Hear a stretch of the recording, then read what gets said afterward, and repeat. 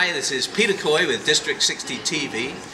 We're in the global TV newsroom, as you can hear from the noise going on behind us, and I'm with global anchor Carolyn Mackenzie and her sponsor for the Communication and Leadership Award, Marilyn Latchford. Marilyn, can you tell us why you nominated Carolyn? Absolutely. District 60 honors people with outstanding communication and leadership. And when the call went out for nominations, the first person that popped into my mind was Carolyn, because I don't know if she remembers, but a few years ago when I was a novice Toastmaster, I had a project to be the leader or the host of a talk show, but I needed a guest. And Carolyn, who was a reporter at the time, said, "I'll do it." And we had a great time back then, and I will always remember that. But further to that, I've always admired how Carolyn was able to just become the person she is authentically on screen and be able to manage both a busy working life as well as being a mother of two very young people, not people, being children. They are.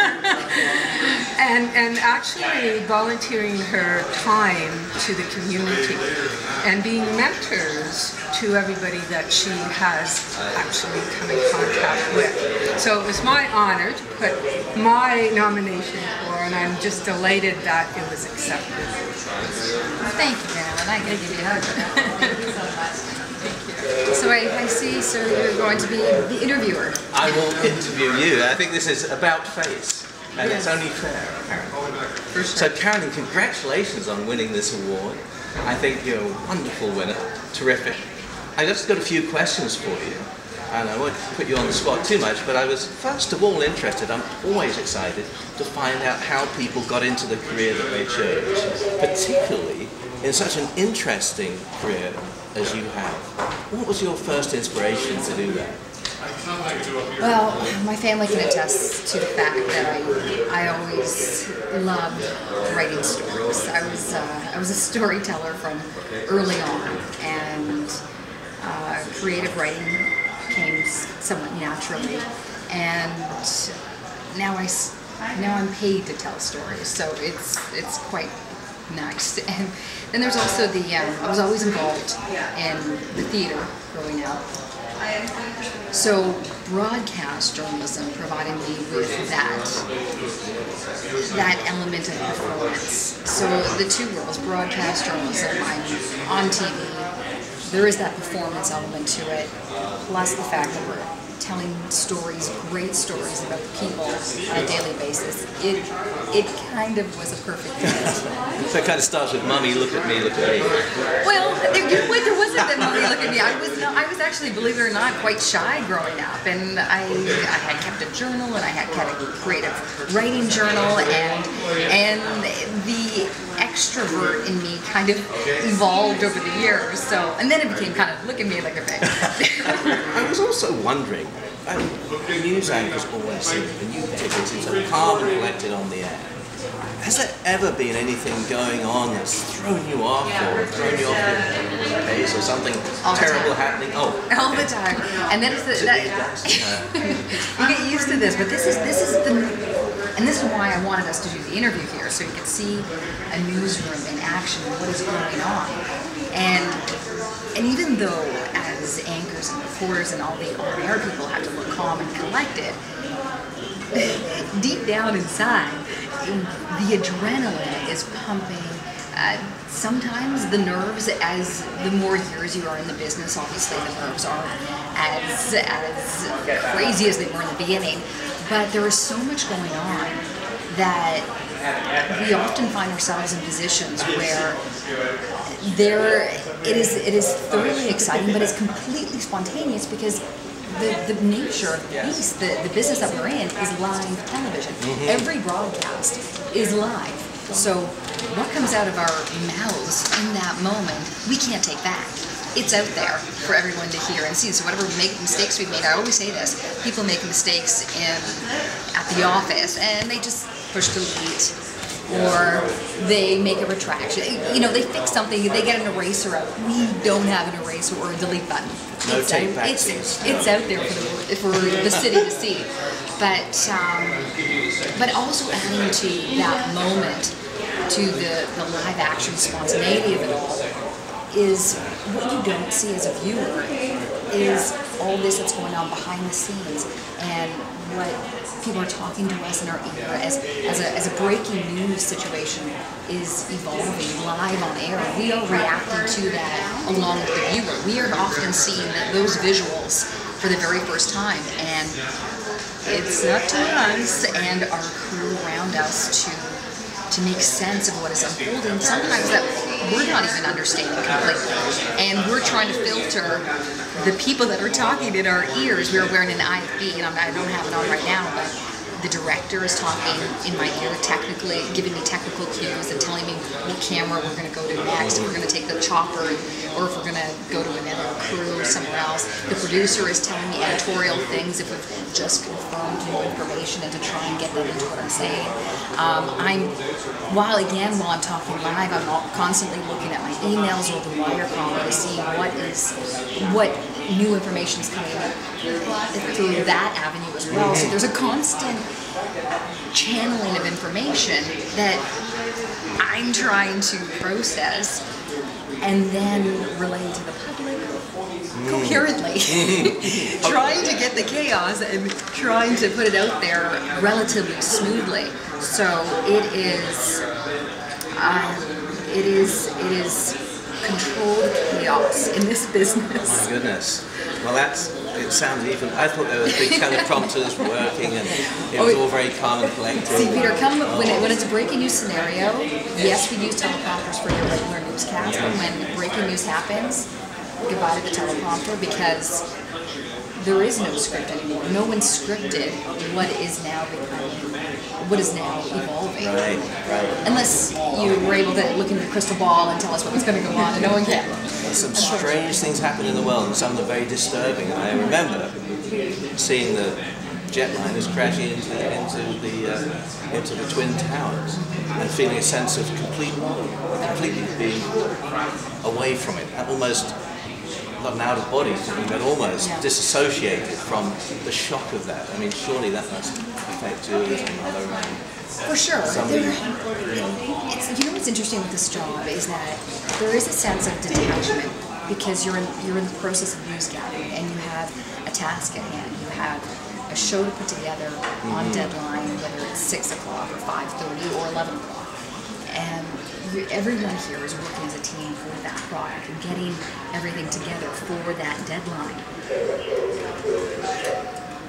However, so that's the detached part of it to what is really happening out there. When it really hits home is when you're the reporter and the cameraman, or the crew that is out in the field. Or even later when you go home and you watch some of the footage that you put to air, that's when it starts to hit home what actually happened. Or when you're sitting there, an editor, you guys here, and you're looking at footage coming in and you're seeing it firsthand.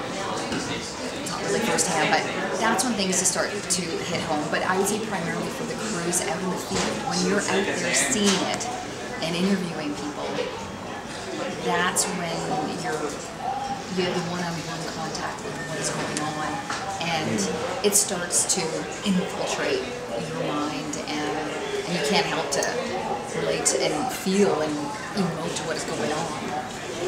I mean, there's so many tragedies, I suppose, that get featured in the news. Completely, yeah. Another thought I have, you have young kids. Do they know that their mum is famous? Do they ever see you on TV? It's a bit late at night. They have, I'm mom, and that's about it. They have no, well, they do know that I'm on TV, but they could care less. Once in a while, someone will turn on the TV at the right time when I'm on, and we'll get a kick out of seeing me with makeup on and my hair done, because they never see that person, ever. I go to work without makeup and my hair done, and I come home with my makeup off and my hair in a ponytail again. So they don't see that woman. She is another woman, so a different person. So no. They don't, yeah. Some point they will. Yeah. Sure. Your mum's an anchor, they'll say. Yeah. And they'll go, anchor of the ship? No, they still won't know. And not for a while. Carolyn, if you had to say there was one best thing about your job, what would it be? Did I mention storytelling? I think I did. So apart from that is the fact that we get to have conversations. That's really, in essence, what we do. We, as reporters, we head out to the field. We talk to people about the news of the day, about any given issue or topic, and we talk to them. We bring that information back, we put together stories, and then as anchors, we continue that conversation to our viewers in their living rooms. And that's how I see it. And I take that role very seriously, is that I know that a viewer, when they tune into our channel and they watch us, they're really inviting us as a team into their living rooms for an hour. So I want to, that's why I want to see it as a conversation, because that's all I want to. I don't want to yell at them. I don't want to preach at them. I want to have a conversation with the viewers, and that's hopefully what we achieve. Just wondering, in some of the stories, I was wondering if your team ever played any tricks on you and tried to make you crack up on the air. Is that the sort of thing they would do? They look like a nice bunch, really. They are. We do a lot of cracking up off air, but intentionally we don't try and do that, but unintentionally it just happens. And that's when it's called the Christmas tape blooper reel. And it's compiled over the course of the year, and then it gets played at the Christmas party. And that's when all of our unintentional crack-ups get shown. Because, once again, when you're in a live situation where everything we say we can't take back, and as I said, it just comes out of your mouth, and sometimes you can't take it back, unfortunately. Many times I wish I had and could, but it happens. And then I have been in a situation, it was with actually our meteorologist Anthony Cornell a few years ago, where we were trying to identify this type of mammal. A viewer had sent us a picture of cattle on a field, and we didn't know if it was a bison or anyway, there was a few different selections, and the control room, they kept telling us in our ear what type of animal it was, but we couldn't really make them out. So Anthony was just throwing out names that they kept throwing in his ear, but no one could see, and I knew the viewers were looking at him going, why does he keep shouting out things like that? Because you couldn't hear the control room telling him. And from there, that moment, I tried to move on, and I tried to read the next script, and I was giving it my best shot possible. But I had tears rolling down my face, because I just could not get that episode and that of our meteorologist struggling to get the words of this mammal out of his mouth. But so they happen unintentionally. When they do, it makes for really good TV. You've had such an impressive career so far. What's your next mountain to climb? Have you thought about that? Ambition? I try not to get too ahead of myself, because I'll start to panic. because of my two young children, there's so much on my plate right now, and I really take life day by day, week by week. But I have given a little bit of thought, and down the road, professionally, I would like to tackle more documentary style stories. We have a fabulous magazine show called 16 by 9, and I'd like to work more with them. It just really gives you an opportunity to sink your teeth into a topic, into a story, and take 20 minutes telling it as opposed to 2 minutes on the local newscast. So that is definitely, I have my eyes on that. Wonderful idea. And paying off my mortgage on the personal note. Oh, yes. Yes. Oh, back to reality. Yeah, exactly. Just one thought, and I'm a singer. I was just wondering, are you a singer? No. I just thought you had that great pitch of voice. You must have got it from somewhere. Well, yeah, no, unfortunately. Everyone asks, many of my colleagues here, they know I love to. Well, no, they hear me. I love to sing. How good I am at it is a question, a very big question. So no, I don't. Last question. Something that you're particularly, I mean, talk about some of the things you're particularly passionate about, things you'd like to see change. Oh my goodness, that's a big one. Again, when you have two young kids at home, I'd like to see my son up his diapers for once. I think he's going to be in it forever. See, this is when you're talking to a mom with two young kids. The world is, that's it. It's closed down on you. It's small little battles that people are like, really? I'm like, really? That's my world right now. Getting my 3-year-old out of diapers. This one, Peter, takes a bit more time to think about. Sorry, I kind of sprung that one on you. It's okay. I have to apologize. That's okay. That's okay. Let me think. Okay. But I guess on so many, that's many levels. I mean, you seem to be somebody who wants to tell stories. That's for sure. Well, and you know One what? way or another. And you're helping me answer that question in the sense that change can be on such a small scale. Like, I just want to see people inspired by our stories. If we made someone think about something, if we make someone think, we make someone feel, and then possibly act on their feelings and on their thoughts, and if it's challenged them in some way to act, then we've created, we've made a difference. And I think we've done our job. Making a difference just is such a good thing. Carolyn, thank you so much. Is there anything else that you would like me to ask you about, or is there something that you'd like to say to our Toastmaster audience? Well, They're all learning communication skills. Well, I'm still working on my speech for next week. So stay tuned for that. It'll be fabulous. But basically that I'm just truly honored and humbled by this award.